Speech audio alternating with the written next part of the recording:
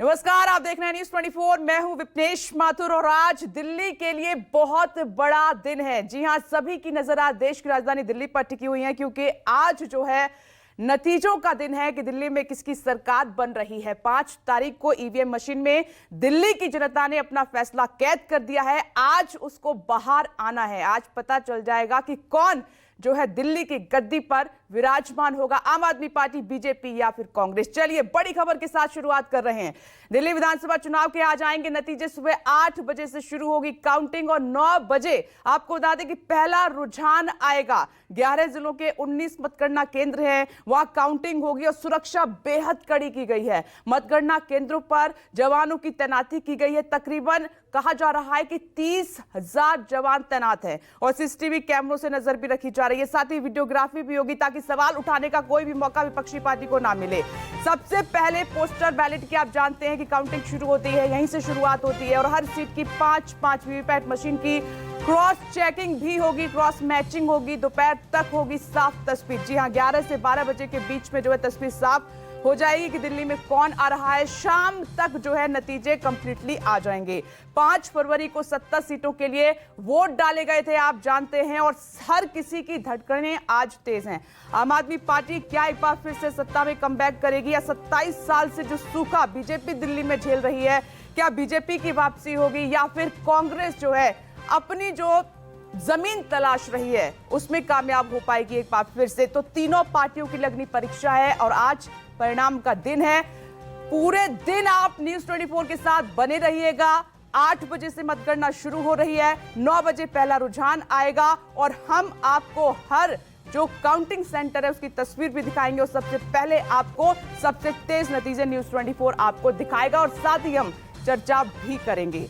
तो दिल्ली की वीवीआईपी सीटों के परिणाम पर देश की नजर है। नई दिल्ली में आप संयोजक अरविंद केजरीवाल की साख दांव पर है। कांग्रेस के संदीप दीक्षित और बीजेपी के प्रवेश वर्मा से टक्कर है।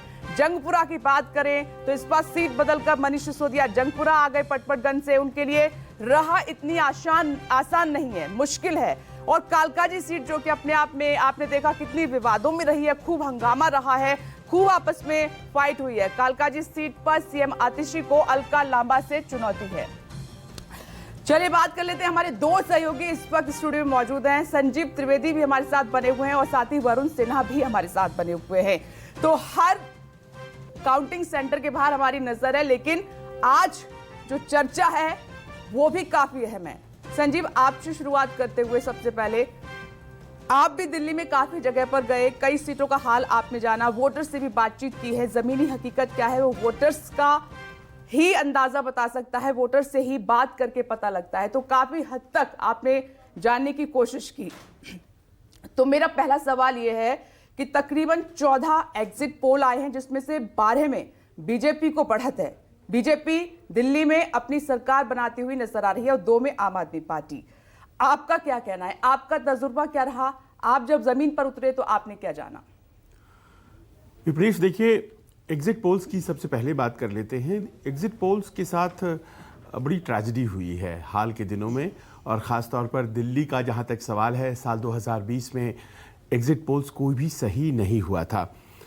तो एग्जिट पोल्स को फ़िलहाल तो आप दाएं रखिए, और ज़मीन पर की आपने जो बात की उसको अगर हम तवज्जो दें तो हम पाते हैं कि इस बात को महसूस करने की ज़रूरत थी कि स्प्लिट वोट सिंड्रोम एक जो दिल्ली में है कि विधानसभा में और लोकसभा में एक सेट ऑफ वोटर्स है जो अलग अलग प्रेफरेंस के हिसाब से वोट करता है। एक तो देखिए आम आदमी पार्टी और कांग्रेस का रेगुलर वोटर है, एक बीजेपी का रेगुलर वोटर है, लेकिन एक बड़ा वर्ग है इसी दिल्ली शहर में जो कि विधानसभा में वोट करता है आम आदमी पार्टी को और लोकसभा में वोट करता है भारतीय जनता पार्टी को।